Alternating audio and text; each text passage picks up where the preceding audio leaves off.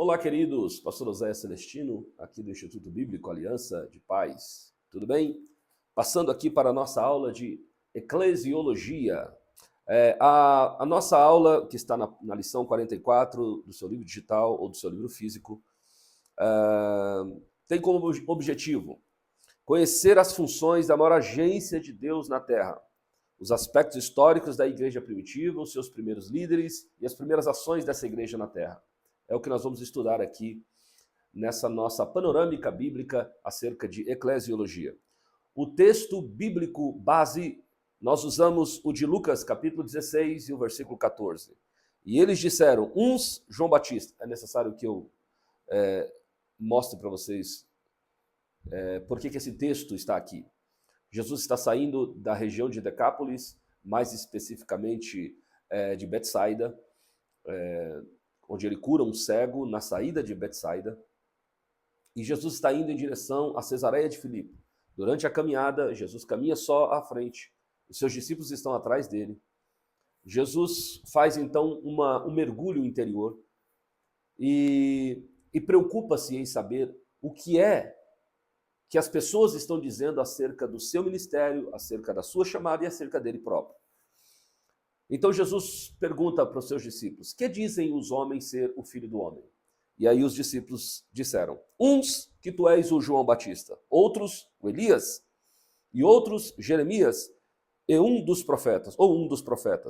E disse-lhes ele, e vós, que dizeis que eu sou? E Simão Pedro respondendo disse, tu és o Cristo, o Filho do Deus vivo. E Jesus respondendo disse-lhe, bem-aventurado és tu, Simão Barjonas, porque tu não revelou a carne e o sangue, mas meu Pai que estás nos céus. Pois também eu te digo que tu és Pedro, e sobre esta pedra edificarei a minha igreja, e as portas do inferno não prevalecerão contra ela. E eu te darei as chaves do reino dos céus, e tudo que ligares na terra será ligado nos céus, e tudo que desligares na terra será desligado no céu. Sabemos que é importante o estudo dessa matéria, porque no fim das contas, tudo que nós temos aprendido até agora, todas as matérias, Antigo, Novo Testamento, as matérias de teologia sistemática, tudo que nós aprendemos na Bíblia versa ou se encaminha para um único objetivo, edificação do corpo de Cristo. Então existe um corpo de Cristo na Terra.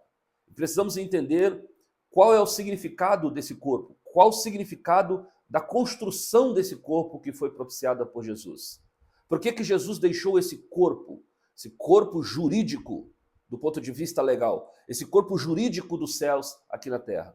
Então, o estudo sobre a igreja se torna muito importante, porque tudo que fazemos e pregamos e louvamos tem a ver com a existência desse corpo de Cristo aqui na Terra.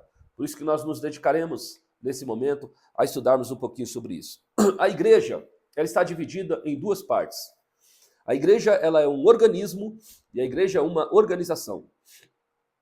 Como organismo, ela é um corpo. O apóstolo Paulo falou sobre isso, quando ele diz que nós somos um corpo, e ele até assemelhou, né, os membros desse corpo com os membros da própria mão. A mão não pode dizer ao olho, eu não preciso de ti, e outras partes do corpo, enfim. Então a igreja é um corpo no sentido de orgânico, um organismo vivo. Um organismo vivo cujo cabeça é Cristo. Cristo é o cabeça, a igreja, o restante do seu corpo. Mas a igreja também é uma organização. É claro que nessa matéria de eclesiologia do curso básico, não trataremos fortemente a questão da organização da igreja. Mas a igreja, como um corpo, ela também é uma organização. E nessa organização, essa igreja tem dificuldades, tem problemas, precisa de coordenação para que essa organização da igreja continue muito bem. Ainda lembrando de Atos dos Apóstolos, na nossa matéria anterior, eu estive falando a vocês que a igreja primitiva, que era uma bênção, cheio do Espírito Santo, o fogo de Deus absurdo na igreja, todo mundo com a chama da evangelização muito latente, muito ardente no seu coração. Entretanto, essa igreja tinha sérios problemas organizacionais, fazendo com que Pedro tivesse que parar a multidão dos discípulos, fazer uma reunião e instituir os diáconos para ajudar na organização daquela igreja. Então a igreja é um organismo, mas a igreja também é uma organização. E como organização, tem toda a parte burocrática que funciona nessa igreja, tendo personalidade jurídica, com todas as implicações de uma empresa, apesar de ser sem fins lucrativos. Pelo menos deveria ser. A definição da matéria que nós vamos estudar. O termo igreja vem da palavra eclésia, originária do verbo kalein, que significa chamar. Entre os gregos, esse termo se referia a uma assembleia do povo convocada regularmente para algum lugar público com o objetivo de deliberar sobre algum assunto. Então, era uma assembleia do povo chamada para deliberar sobre um assunto. Significa uma assembleia dos chamados para fora.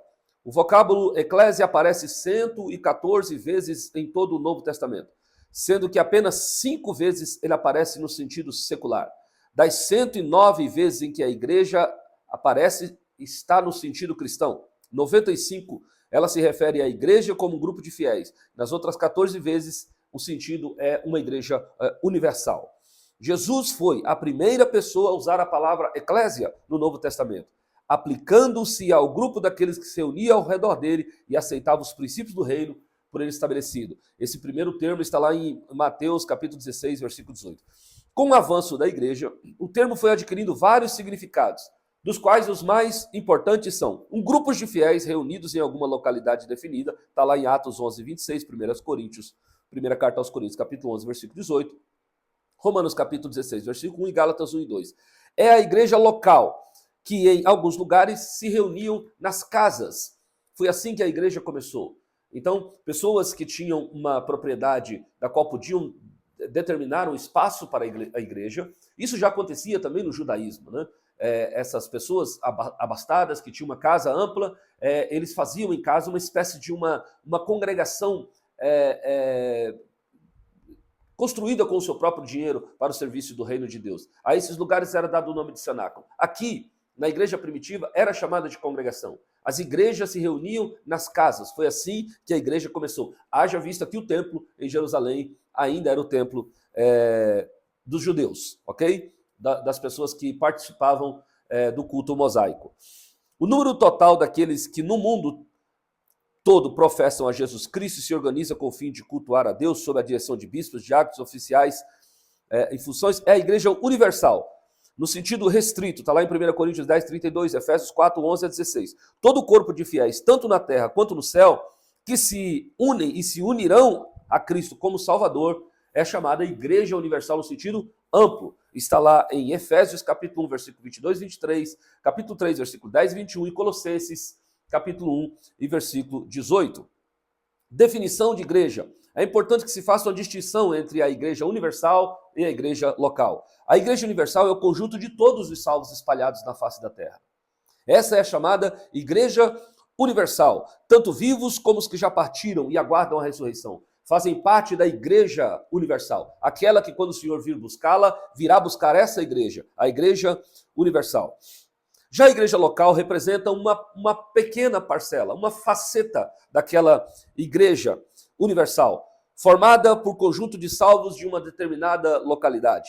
Normalmente é uma denominação específica, usada para nomear aquele grupo de salvos.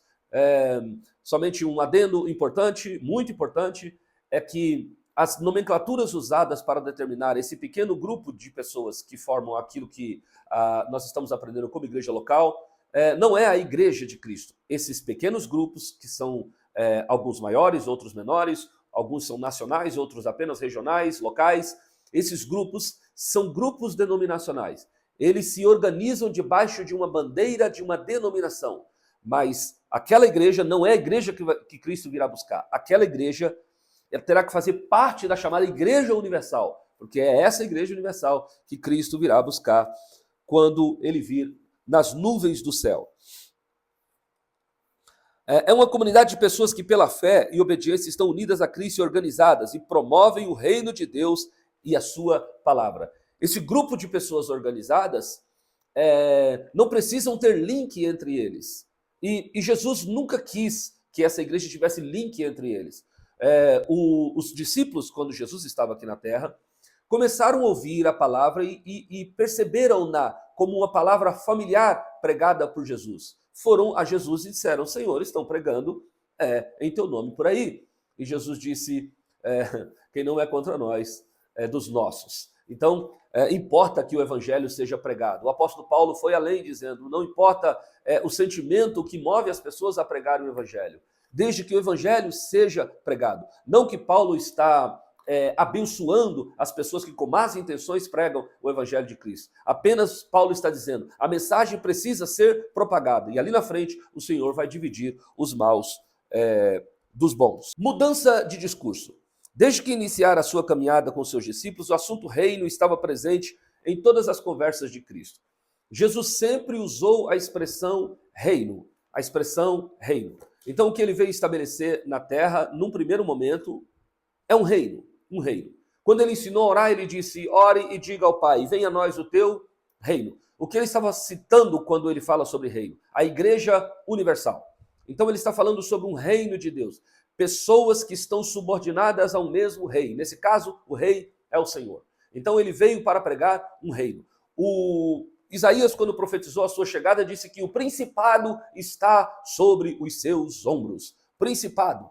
Então, o principado de Cristo, o reinado de Cristo, da qual ele governa, é a igreja chamada Igreja Universal. Mas a partir ali da saída de Jesus de Decápolis, indo em direção a Cesareia de Filipe, naquele discurso, Jesus afunila o pensamento do reino. Então ele diz: olha, que dizem os homens ser o filho do homem? E alguns deram as suas opiniões, até que Pedro, tomando a palavra, não por vontade própria, Jesus, assim que Pedro disse as palavras, Jesus identificou de onde partiram aquelas palavras, disse: olha, Pedro, você não revelou da carne ou sangue, ou seja, de você mesmo, mas essa revelação veio diretamente do meu Pai que está no céu. Então, a revelação era essa: tu és o Cristo, o Filho do Deus vivo. Nesse momento, Jesus estabelece a base principal para a construção de uma igreja. Da construção de uma igreja. A igreja está fundada sobre o quê? Sobre Pedro, como pensam alguns? Não, a igreja não está fundada sobre Pedro. Está fundada sobre a declaração de Pedro. A declaração de Pedro é onde está fundada a igreja. A declaração de Pedro diz: tu és o Cristo, o Filho do Deus vivo. Então toda a igreja de Jesus Cristo está fundada sobre este fundamento. O Senhor faz um trocadilho com o nome de Pedro. Tu és Pedro, ou Pedrinha, mas sobre esta pedra edificarei a minha igreja. Esta pedra que ele se refere é ele mesmo. Está lá no Salmo 118, a pedra que os edificadores rejeitaram tornou-se cabeça de esquina. Foi o Senhor que fez isso, e isso é coisa maravilhosa aos nossos olhos. Então Jesus está mostrando para os discípulos como funciona as questões do reino. A ideia de uma agência celestial denominada igreja, era de mais fácil compreensão para os seus discípulos. Agora os discípulos começam a entender mais facilmente que haveria uma nova vertente religiosa em Israel. Ou seja, o judaísmo perderia a sua importância. Uma nova vertente estaria nascendo a partir dali. Não era mais um grupo religioso apenas. Não era como os saduceus. Não era como os radicais. Não. Jesus estava criando um novo rumo para aquelas pessoas. E ele determinava que esse rumo era a igreja que ele haveria de fundar. Agora os discípulos começam a entender facilmente isso. Jesus era o maior crítico da classe farisaica. Os estudiosos judeus não gostavam de Jesus. Jesus era maior do que os sacerdotes da sua época. Então vamos analisar a fala inteira sobre a criação da igreja. Jesus disse, primeiras palavras: edificarei, ou seja, futuro. Edificarei a minha igreja. Esse tempo verbal está no futuro. Jesus não está edificando a igreja naquela viagem. Jesus está anunciando naquela viagem algo que já estava determinado pela eternidade. A igreja seria edificada. A agência de Deus na terra seria edificada. Então o verbo está no futuro. Havia alguns momentos ainda a serem percorridos durante o ministério de Jesus Cristo, até o ponto que se daria o início da igreja. Isso também é uma clara definição de que não era uma reforma religiosa que Cristo estava disposto a fazer. Não era, vou criar uma outra. Não. Edificarei. Algo que se começa do zero. Vou lançar uma pedra fundamental. e edificar um novo edifício. Então, no verbo edificarei está contido isso. Depois Jesus diz, edificarei a. Esse artigo definido a. Não é edificarei uma igreja, edificarei a. O artigo definido usado por Jesus na sua declaração de fundação da igreja diz algo muito precioso. Não era qualquer igreja. Era uma igreja que seria edificada pelo Senhor. Algo absolutamente diferente de tudo que já tinha acontecido. Próxima palavra. Primeira foi edificarei, segundo a, terceira, minha. E é legal esse pronomial possessivo usado por Jesus, dá a ideia de que a igreja é totalmente, inteiramente dele. Edificarei a minha igreja. Apesar de muitos aí se julgarem donos das suas igrejas, não é a igreja verdadeira. A igreja verdadeira só tem um único dono, é Jesus. Jesus disse, edificarei a minha igreja. A última palavra da declaração, igreja, chamados para fora. Jesus deixa claro que não daria continuidade no sistema mosaico ou mesmo no sistema do mundo. Não seria possível que essas pessoas participassem de dois sistemas.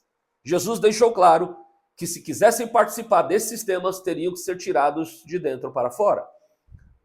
As minhas ovelhas ouvem a minha voz e ele as chama para fora. Então, é a comunidade dos chamados para fora. Não dá para participar de Jesus alinhado com outro sistema. Participar de Jesus pressupõe participar apenas e tão somente de Jesus.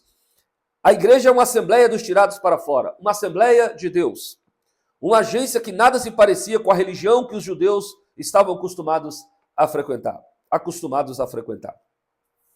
E por último, as portas do inferno, disse Jesus, não prevalecerão contra ela. Isso aqui é muito interessante. E é um entendimento equivocado da maioria dos cristãos.